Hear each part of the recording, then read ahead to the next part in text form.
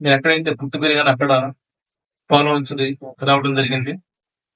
ఈ క్రమంలో ఇక్కడ యోగా ద్వారా కూడా నా ఊరికి, నా వాళ్ళకి సేవలు అందించాలనే ఉద్దేశంతోటి ఇక్కడ యోగ విజ్ఞాన కేంద్రం ఏదైతే ఉందో దాన్ని మళ్ళీ రినోవేషన్ చేశారు. ఆ సందర్భంగా ఈ హాలు బాయ్స్ మొత్తం కూడా యోగాకు సంబంధించి నాకు మన కేటీపీఎస్ యాజమాన్యం వారు చెప్పారు. వారందరికీ కూడా హృదయపూర్వక ధన్యవాదాలు. సిఈ గారికి, ఎస్సీ గారికి, ఎస్సీ ఏడిఎం గారికి, అలాగే డివైసిసి గారి అందరూ కూడా హృదయపూర్వక ధన్యవాదాలు తెలియజేస్తూ ఉన్నాను. ఎందుకంటే ఈ హాల్ అనేది దాదాపు 8 సంవత్సరాల నుంచి ఈ హాల్, యోగా పిరమిడ్ అన్ని కూడా శిథిలావస్థలో ఉన్నటువంటి స్థితిలో అనేక సంఘ వ్యతిరేక కార్యక్రమాలు ఇక్కడ సాయంకాలం పూట జరుగుతూ ఉంటే దాన్ని చూసి భరించలేక తిరిగి మళ్ళీ ఎలాగైనా దీన్ని 10 మందికి ఉపయోగపడాలనే ఉద్దేశంతో కేటీపీఎస్ యాజమాన్యం దీని మీద కూడా ఖర్చు చేసి ఈ సీలింగ్ చేయించి, ఫ్లోరింగ్ చేయించి మనకు అప్పచెప్పారు. సో అప్పటి నుంచి నిరంతరంగా మనకి ఇక్కడ ధ్యాన కార్యక్రమాలు, యోగా కార్యక్రమాలు నిరంతరం జరుగుతూ ఉన్నాయి. యోగా ప్రోగ్రామ్ వచ్చేసి ఉదయం, సాయంకాలం నిరంతరంగా. No Sundays, no holidays, no festivals.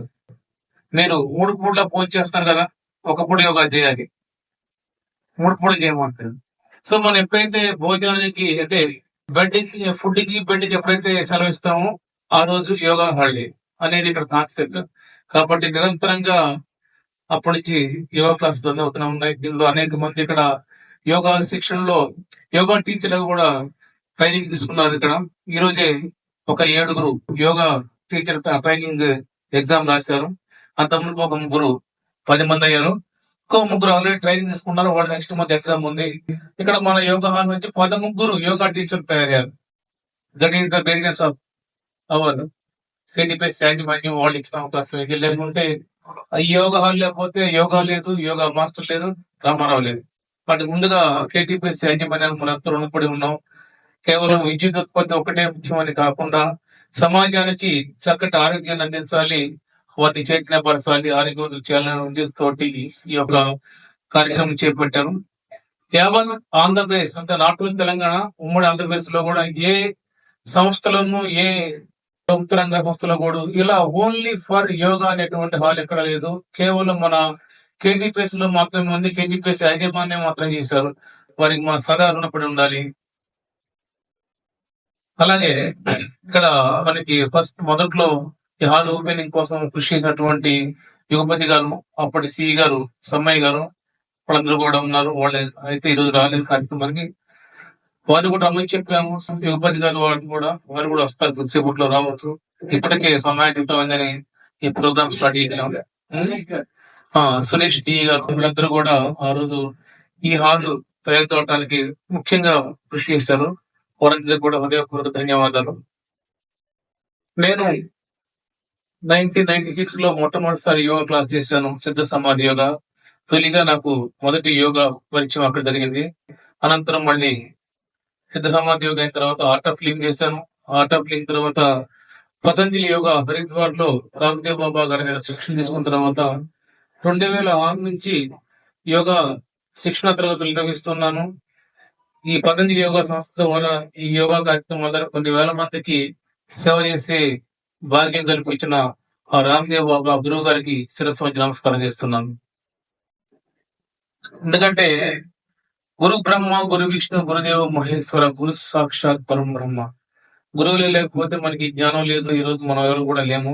మన జ్ఞానానికి, విజ్ఞానం మొత్తం కూడా ఆధారభూత గురువులే. కాబట్టి మనం ఏ కార్యక్రమం చేసినా కూడా మనకి జ్ఞానాన్ని ఇచ్చినటువంటి గురువుల్ని స్మరించుకోవటం అనేది మన యొక్క కనీస విద్యుక్త ధర్మం.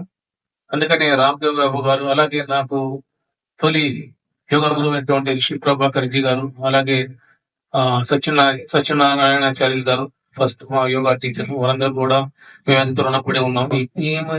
ఈనాడు మీ ముందులో పడి ఒక యోగా టీచర్ గా మాట్లాడగలుగుతున్నానంటే వారు నాకు పెట్టినటువంటి యోగా భిక్ష మాత్రమే. ఆ జ్ఞానం ద్వారానే నేను రామానుగా కాకుండా యోగా రామాను అనే దాని ద్వారా మీకు చిరపరిచితులయ్యాను. అలాగే యోగా అనేది కేవలం చాలా మంది దృష్టిలో కేవలం అది ఒక ఫిజికల్ ఎక్సర్సైజ్ లా భావిస్తున్నారు, అనేది కాదు. చాలా అద్భుతమైనటువంటి ప్రక్రియ. యోగా అనేది ఆధ్యాత్మిక ద్వారానికి సింహం ద్వారం లాంటిది. యోగాలో ఒకసారి మీరు ఎంటర్ అయ్యారంటే తర్వాత మీకు తెలియకుండానే ఆటోమేటిక్ గా ఆధ్యాత్మిక మార్గం వైపు అడుగులు వేస్తారు. ఇది చాలా మందికి అనుభవపూర్వకంగా జరిగినటువంటి వాస్తవం. ఆ క్రమంలో ఈ ఆధ్యాత్మిక మార్గంలో ప్రయాణం చేస్తూ ఉండగా నేను లంబసింగి ప్రాంతానికి అక్కడ గిరిజన సోదరులకి సేవలు అందించడం కోసం మేము వెళ్ళాము. వెళ్ళిన క్రమంలో మాకు అక్కడ భగవదీయం ట్రస్ట్ తరఫు నుంచి శ్రీ రవీందర్ గారు, ఆయన హైకోర్టు అడ్వకేట్ రవికుమార్ గారు, వీరు భగవదీయం ట్రస్ట్ చైర్మన్. అక్కడ మాకు పరిచయాలు. భగవంతుడు ఎవరిని ఎక్కడ ఎందుకు కలుపుతారు అనే దానికి భగవంతుడు లేలకు మనం అర్థం చెప్పలేము. దాని వెనక ఏదో ఒక అర్థం ఉంటుంది అనే దానికి ఈ రోజు మీరు ఇక్కడ ఈ కార్యక్రమాన్ని రావటం అది నిదర్శనం. అలాగే ట్రస్ట్ సెక్రటరీ గారు అనిల్ గారు, అలాగే నాగేంద్ర గారు. వీరంతా కూడా వైజాగ్ నుంచి ఈ రోజు మన వద్దకు వచ్చారు. వైజాగ్ నుంచి కారు వేసుకొని ఖర్చు చేసుకుని ఎంతో రావటం అంటే ఒకసారి వచ్చి వెళ్తే 10,000 రూపాయలు ఓన్లీ డీజిల్ ఖర్చు అవుతుంది. అయినా సరే వాళ్ళు డబ్బులు లెక్కేసుకోకుండా ఎక్కడ ఈ ఒక సమాజానికి ఆధ్యాత్మికంగా ఎంతో మంది చేయాలని ఉద్దేశంతో అంత నుంచి ఇచ్చారు. వారికి నా యొక్క హృదయపూర్వక ధన్యవాదాలు. అనంతరం వారి సందేశం చెప్పాల్సిన తర్వాత వారి రిక్వెస్ట్ చేస్తాను. తెలియకండి ప్లీజ్. అయితే ఈ లంబసింగి వెళ్ళిన తర్వాత అక్కడ మేము దేవుడిని ఒరిగలపాలెం అనే ఒక చాలా ఎత్తు లంబసింగి దాటి లోపలికి వెళ్ళాలి. అక్కడ చాలా మంది సోదరులు తిరిగి గర్వాభివృద్ధి కార్యక్రమంలో భాగంగా హిందుత్వంలోకి వచ్చే సందర్భంగా వాళ్ళకి ఏదో ఒక ఆధ్యాత్మిక కార్యక్రమం కావాలి, యాక్టివిటీ ఉండాలి, లేనట్టయితే ఆదివారం వేరే కార్యక్రమాలు ఉంటాయనే ఉద్దేశంతో దాన్ని నివారించి తిరిగి మళ్ళీ వీళ్ళ భక్తి మార్గం వైపు వారిని నడిపించాలి ఉద్దేశంతో అక్కడ గ్రామంలో హనుమంతుడి గుడి కట్టుకుంటే ఆ గుడికి కావాలన్నటువంటి విగ్రహం ఒకటి మన సంస్థ ద్వారా ఇచ్చాము. అలాగనే దాని పక్కన ఇంకోటి జీ మోడల గ్రామంలో ఒక శివాలయం కడుతుంటే శివలింగం, అలాగనే నందీశ్వరుడు, ఇంకా మిగిలిన గ్రామాల్లో కూడా వినాయకుడి విగ్రహాలు అట్లా చాలా చోట్ల మన మిత్రులందరూ కూడా చాలా ఒకటి దాన్ని స్పాన్సర్ చేశారు.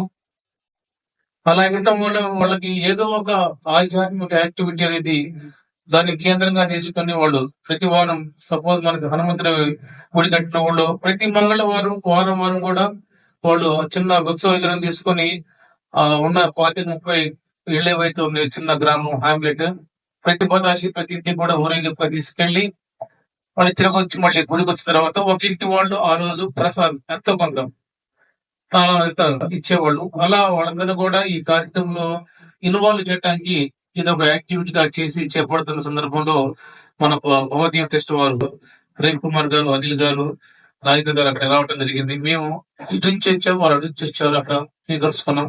First time కలుసుకుంటాం. మేము అంత ముందు వారిలో మేము అనుకోవట్లేదు. కేవలం ఆధ్యాత్మిక మార్గంలో, దైవ మార్గంలో మాకు ఈ పరిచయ భాగ్యం కలిగింది. తర్వాత విషయం చెప్పారు ఏంటంటే భగవదీయం ట్రస్ట్ ద్వారా ఈ ఆలయాలు సేవకు వెళ్ళేటువంటి సేవకులు ఎవరైతే ఉన్నారో భక్తులు వాళ్ళందరూ కూడా భగవదీయం ట్రస్ట్ లో రిజిస్ట్రేషన్ చేయించుకొని వారికి దేవాదాయ ధర్మాదాయ శాఖ ద్వారా వారికి రిజిస్ట్రేషన్ నెంబర్లు అలాగే ఐడి కార్డులు ఇవ్వడం జరుగుతుంది. వారికి శాశ్వత సభ్యత్వం లైఫ్ మెంబర్షిప్ 350 రూపాయలు కట్టినట్టయితే వారికి జీవిత సభ్యత్వం ఇస్తారు, ఐడి కార్డు ఇస్తారు, అలాగే భగవదీయం ట్రస్ట్ తరఫు ఇచ్చేటువంటి ఒక స్కార్ఫ్ ఇస్తారు. మీరందరూ కూడా ఈ టీం అన్నింటి బ్యాచీలకు అన్నిటి కూడా ఎక్కడ సేవలు ఉంటే అక్కడ వాళ్ళని నిర్ణయించుకొని వాళ్ళు వెళ్ళొచ్చు. వాళ్ళకి ఇంటిమేషన్ ఇస్తారు, ఫలానా చోట ఫలానా సేవలు ఉన్నాయని చెప్పేసి వారి వీళ్ళని బట్టి సౌలభ్యాన్ని బట్టి అక్కడ కార్యక్రమాలకి వారు హాజరవ్వచ్చు. దీనిలో ఎటువంటి తప్పనిసరి అయినటువంటి నిబంధన ఏమీ లేదు. వారి వీళ్ళని బట్టి సేవా కార్యక్రమంలో పాల్గొంటారు.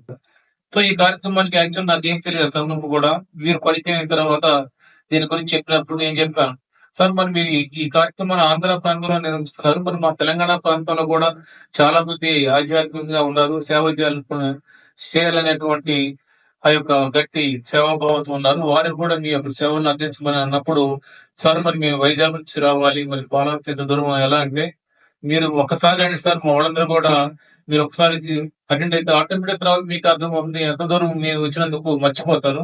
వాళ్ళందరూ కూడా ఎంతో భక్తి భావంతో ఈ కార్యక్రమంలో వాళ్ళు ముందుకు వస్తున్నారు.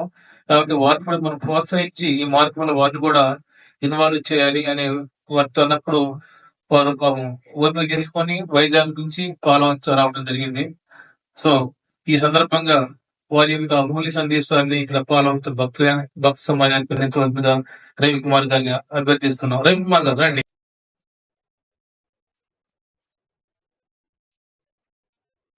రామారావు గారికి మరియు పెద్దలందరికీ నా నమస్కారాలండి. మాది విశాఖపట్నం. ఒక 2 సంవత్సరాల క్రితం వరకు అంటే దైవభక్తి అనేది నాకు పెద్దగా తెలియదు. 2 సంవత్సరాల క్రితం మా మిస్సెస్ ఒక సంకల్పం చేసుకుంది. తను కంపల్సరీ సేవలు చేయాలి, అది చేయాలని చెప్పేసి. అలాంటి పరిస్థితుల్లో భగవదీయం అనేటువంటి ఒక ట్రస్ట్ ని నేను స్థాపించానండి. ఆ ట్రస్ట్ ద్వారా దేవాలయాలకి ఎవరైతే సేవ చేయాలనుకుంటారో వాళ్ళని తీసుకుని వెళ్ళి ఆ దేవాలయాల్లో సేవ చేయించాలని మొదటి సంకల్పంగా పెట్టుకున్నామండి.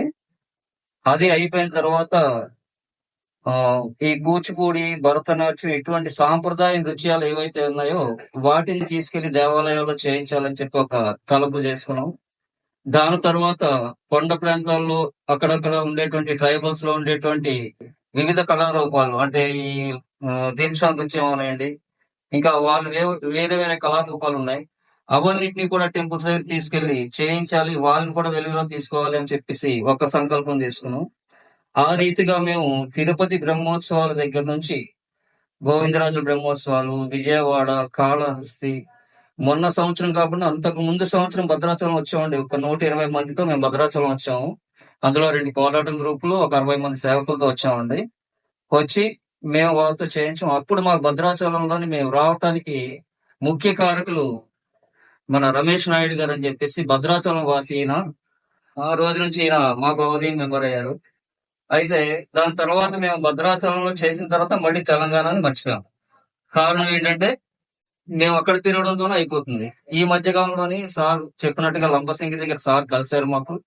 కలిసిన తర్వాత మీరు చేసేవన్నీ ఆధ్యాత్మిక కార్యక్రమాలే, దైవ కార్యక్రమాలే కాబట్టి మేము కూడా మీతో కలిసి చేస్తామండి అన్నారు. మాకు అంతకన్నా ఆనందం ఇంకేముంటదండి. సో మేము రామారావు గారి దగ్గరికి వెతుక్కుంటూ వచ్చామండి. గౌరవం రావాల, ఆయన ద్వారా దైవ కార్యక్రమాలు ఇంకొంత ముందుకెళ్లాలని ఒక ఆలోచనతో మేము వచ్చామండి. సో ఇదే కాకుండా ఈ మధ్య కాలంలో ఒక 4-5 నెలల క్రితం రాజమండ్రి దగ్గర విధ్వరేణ్య ఆశ్రమం అని ఒక ఆశ్రమం ఉందండి, గండేపల్లి దగ్గర. అక్కడ గోశాలలు ఉన్నాయి. అంటే గోశాల అంటే మనం ఏం ఆలోచిస్తాం అంటే పాలు సంరక్షణకి ఇచ్చేటువంటి ఆవుల తాలూకా సాల కింద మనం ఆలోచిస్తాం. కానీ అక్కడ ఉన్న గోశాలలు అవి కాదండి. మనకి అనాథాశ్రమాలు ఎలాగుంటాయో అనాథ గోవులు అంటే అందరూ వదిలేసే, అంటే ఈ గోవులు ఎందుకు పని చేయవు, పాలు ఇవ్వవు అని వదిలేసేటువంటి ఆవుల్ని తీసుకొచ్చి అక్కడ సంరక్షిస్తున్నారు. అయితే ఆ స్వామీజీ నేను తట్టుకోలేకపోతున్నాను, దీని తాలూకా బాధ్యత అని చెప్పి మాకు చెప్పడంతో మేము ఆ గోశాలను దత్తత తీసుకున్నాము. ఇక్కడ విధ్వరేణ్య ఆశ్రమం అని చెప్పేసి రాజమండ్రి, గండేపల్లి, మురారి ఉన్నాయి ఆ ఏరియాలో. అంటే ఆ గోవుల్ని పరిరక్షించే బాధ్యతని మేము తీసుకున్నాం.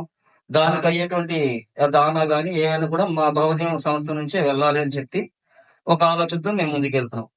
అయితే ఇక్కడ మెంబర్షిప్ అనేది ఎందుకు పెట్టాం, ఎక్కడైనా కూడా చాలా మంది అంటారు కార్డులు పెట్టారు, డబ్బులు తీసుకున్నారు అని చెప్పేసి. ఆ మెంబర్షిప్ అనేది ఎందుకు పెట్టామంటే భవిష్యత్తులో మేము చేసే ప్రతి కార్యక్రమానికి కూడా మా దగ్గర ఉన్నటువంటి ఆ వ్యక్తులు ఒక ప్రయోజనాన్ని పొందాలి. అంటే మేము ఇంకా ఏం ఆలోచిస్తున్నామంటే ఒక ఇన్సూరెన్స్ చేయించాలని. ఇలా వ్యక్తిగతంగా వాళ్ళు కట్టేటువంటి డబ్బులు మాకు అయ్యేది రూ. 200 ఖర్చు అవుతుంది. కానీ వాళ్ళు ఇచ్చే డబ్బులు 100-150 మిగిలిపోతుంది. సో దాన్ని కూడా భవిష్యత్తులో వాళ్ళ కోసం ఏదో ఒకటి చెయ్యాలి అని ఒక తలంపుతో మేము అది మెంబర్షిప్ తీసుకున్నాం తప్పించి మేము డబ్బులు అయితే మాత్రం ఎవరి దగ్గర తీసుకోము.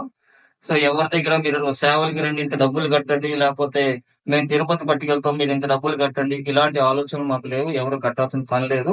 కాకపోతే మేము చెప్తామమ్మా పలానా దగ్గర సేవ ఉంది, మీరు అక్కడికి వస్తే అక్కడ మన మనిషి ఉంటారు. భవదీయం నుంచి కంపల్సరిగా ఒక్కొక్క జిల్లాకి ఒక్కొక్క కోఆర్డినేటర్ ఉంటారు.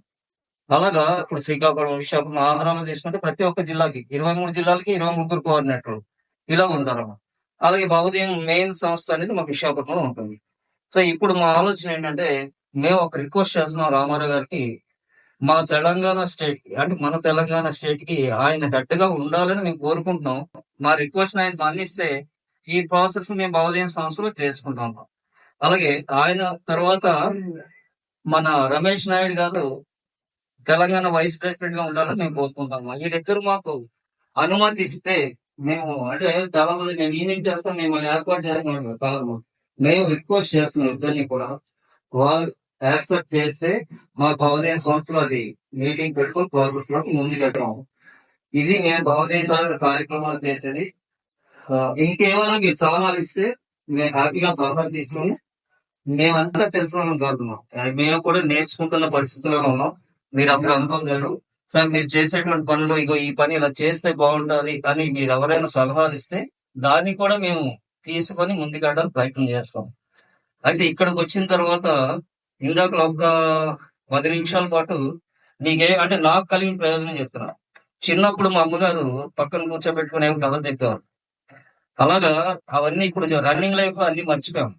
రోజు పరిగెడుతూనే ఉన్నాం. మొన్న హైదరాబాద్ వెళ్ళాం, ఈ రోజు ఇక్కడికి వచ్చాం. వచ్చే వారం గోవిందరాజు బ్రహ్మోత్సవాలకి ఆదివారం తిరుపతిలో ఉంటాం. ఇలా పరిగెడుతూనే ఉంటాం. కానీ ఒక పావుగంట తల్లి ఏ విధంగా బుద్ధి నేర్పుతుంది, ఏ విధంగా మంచి చెప్తుంది అనేది కళ్ళు మూసుకొని ఆ తల్లి చెప్తుంటే విన్నామమ్మా. మళ్ళీ ఆ పాత రోజులు ఆ తల్లి గుర్తుకొచ్చింది. ధన్యవాదాలమ్మా.